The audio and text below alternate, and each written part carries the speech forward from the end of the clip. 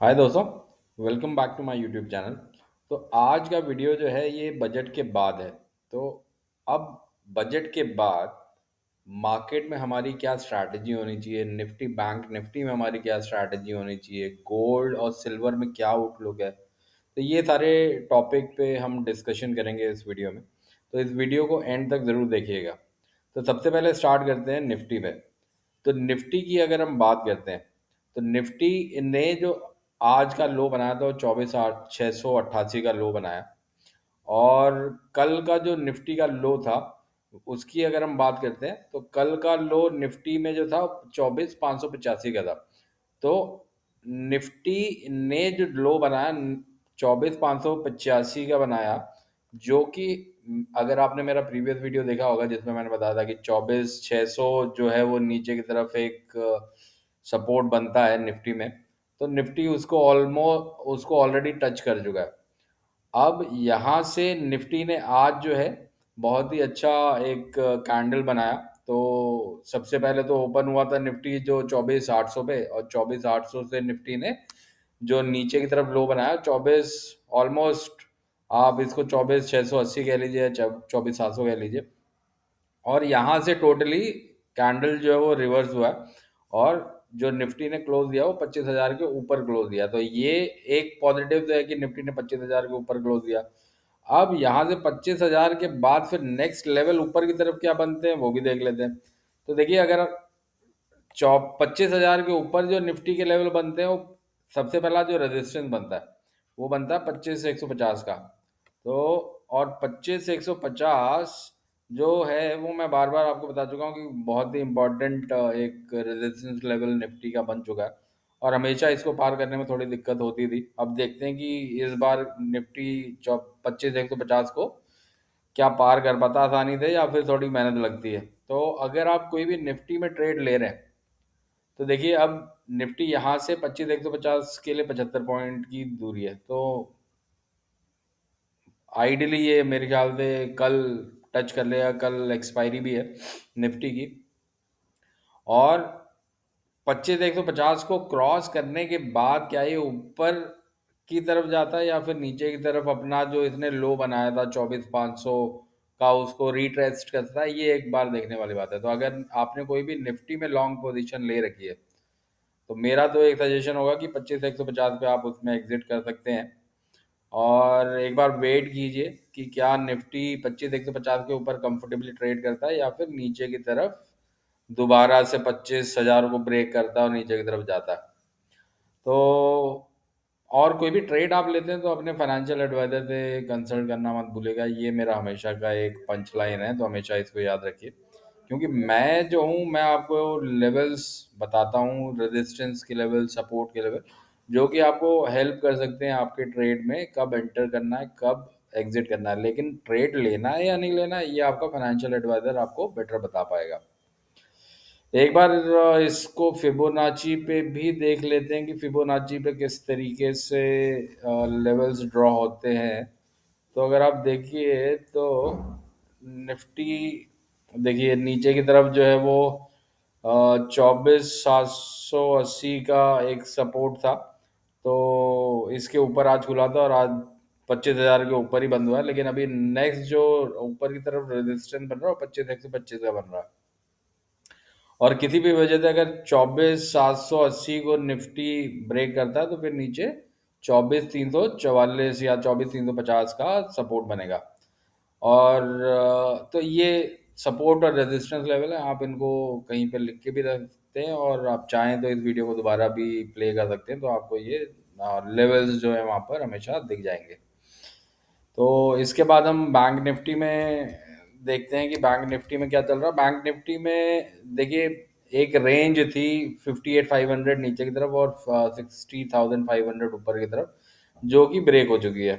तो आज जो है बैंक निफ्टी ने नीचे की तरफ जो ट्रेड चल रहा है, तो ये 57,800 जो है इसको आज इतने लो निफ्टी बैंक निफ्टी ने लो बनाया था।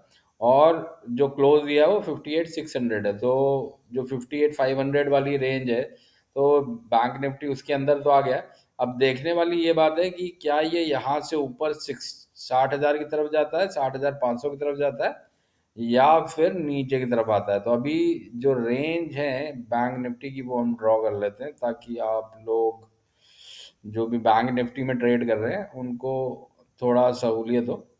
तो ये देखिए 59,400 ऊपर की तरफ, और नीचे की तरफ 58,400, ये बैंक निफ्टी की रेंज बन रही है। एक बार फिबोनाची भी ड्रॉ कर लेते हैं, तो फिबोनाची से आपको और भी ऊपर के सपोर्ट और रेजिस्टेंस लेवल पता चल जाएंगे। तो हम फिबोनाची को ड्रॉ करते हैं, एक मिनट। फिबोनाची को किस तरीके से ड्रॉ करते हैं दोस्तों, उसके लिए एक मैंने बहुत ही डिटेल में वीडियो बना रखा है, तो आप चाहें तो उस वीडियो को भी देख सकते हैं। तो आप अपने हिसाब से भी फिबोनाची को ड्रॉ कर लेंगे। अब आप देखिए कि फिबोनाची के हिसाब से 57,800 जो था, ये यहाँ पर आप देखिए ये सपोर्ट लेवल था। बैंक निफ्टी ने यहाँ पे लो बनाया, और ऊपर की तरफ 58,800 का रेजिस्टेंस है। तो अगर 58,800 को बैंक निफ्टी ब्रेक करता है तो 59,500 का नेक्स्ट लेवल बनेगा, और 59,500 के बाद 60,000 का लेवल बनेगा। तो आप अगर बैंक निफ्टी में कोई भी लॉन्ग या शॉर्ट पोजीशन लेते हैं, तो आपको इन सपोर्ट और रेजिस्टेंस लेवल का ख्याल रखना है। और ट्रेड लेना है या नहीं लेना, ये अपने फाइनेंशियल एडवाइजर से कंसल्ट कर सकते हैं। इसके बाद दोस्तों गोल्ड और सिल्वर भी एक बार देख लेते हैं। तो गोल्ड देखिए काफ़ी, मतलब 5600 के लेवल को टच करने के बाद गोल्ड जो है आज $4,800 पे ट्रेड कर रहा है। तो ऑलमोस्ट ऑलमोस्ट आप आठ, मतलब नीचे की तरफ आप देखेंगे तो 4400 का भी लेवल आज दिखाया था।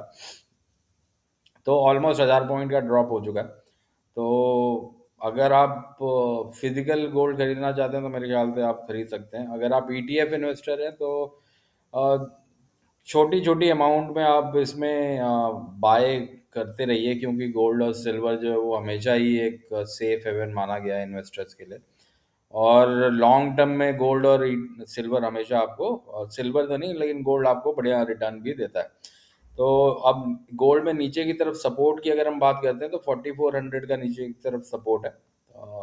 ये आप देखिए कि यहाँ पर जहाँ से इसने आज रिवर्सल लिया है, तो यहाँ पर, और ऊपर की तरफ अगर हम बात करें तो अभी फिलहाल तो ऊपर के लेवल थोड़े देखने वाली बात है कि क्या ये दोबारा 5400 की तरफ जाता है। तो ये अब फॉलोइंग कैंडल पे समझ में आएगा, क्योंकि यहाँ पे देखिए गिरावट आई, इसके बाद ये बाय बैक आया, पुल अप आया। अब इसके बाद जो फॉलोइंग कैंडल अगर ये इसके ऊपर ही चलती है तो आपको आपका सपोर्ट जो है, अगर 4700 के ऊपर ही रहता है गोल्ड, तो फिर एक्सपेक्टेड है कि ये यहाँ से ऊपर की तरफ जाएगा। और अगर ये नीचे की तरफ आता है तो हो सकता है कि ये अपना जो 4400 का लेवल है एक बार उसको टेस्ट करे। तो आप के लिए ये लेवल 4400 एक इम्पॉर्टेंट लेवल है। अगर इसको किसी वजह से गोल्ड ब्रेक करता है तो फिर लगता है कि ये 4000 के लेवल को भी टेस्ट कर सकता है। अब एक बार सिल्वर को भी देख लेते हैं दोस्तों। तो सिल्वर की अगर हम बात करते हैं तो $120 पे था सिल्वर, और $120 से आज जो है इसने $70 यानी $50 का जो ब्रेकडाउन हुआ, और इसके बाद थोड़ी बाइंग आई और अभी $84 पे दिख रहा है। तो अगेन अब नेक्स्ट कैंडल पे डिसाइड होगा कि सिल्वर का किस तरीके से मोमेंटम होता है। लेकिन इसमें नीचे की तरफ जो है वो $53 का सपोर्ट है, इम्पॉर्टेंट सपोर्ट है। और सिल्वर में इसी तरीके से वॉलेटिलिटी रहती है। मैं पिछले भी वीडियो में आपको बता चुका कि आपको कोई भी बाइंग अगर करनी है तो हमेशा जब नीचे की तरफ आता है मेटल, चाहे वो गोल्ड है या सिल्वर है, तब आप बाइंग कर सकते हैं। तो अगर आप बाइंग करने के लिए लेवल ढूंढ रहे हैं तो यहाँ पर आप एक छोटी क्वांटिटी बाय कर सकते हैं, और वेट कर सकते हैं कि ये थोड़ा और नीचे आए तो फिर और ऑल बाय कर रहे हैं, या फिर आप अपने एक इक्वल अमाउंट से आप मंथली इन्वेस्टमेंट कर सकते हैं, क्योंकि लॉन्ग टर्म पे आपको गोल्ड और सिल्वर में रिटर्न जो है वो बेटर ही मिलता है। तो यहाँ पर भी अगर आप देखें, अगर मैं इसको मंथली कैंडल पे कन्वर्ट करूँ सिल्वर को, तो आप देखिए कि किस तरीके से वो एक रेंज में चल रहा था, 18 की रेंज में चल रहा था 2020 तक, और उसके बाद ये फिर 28 पे आया। और यहाँ से आप देखिए जो ये ब्रेकआउट मिला है, ये आपका 2024 में जो ब्रेकआउट मिला है, मई से, और इसके बाद ये $120 तक गया। तो अगेन ये फरवरी की कैंडल डिसाइड करेगी कि ये $71 के ऊपर ट्रेड करता है या $71 के नीचे आता है। तो आप कोई भी ट्रेड करते हैं तो इन लेवल्स को आप ख्याल में ज़रूर रखिएगा, और अपने फाइनेंशियल एडवाइज़र से कंसल्ट ज़रूर कीजिएगा।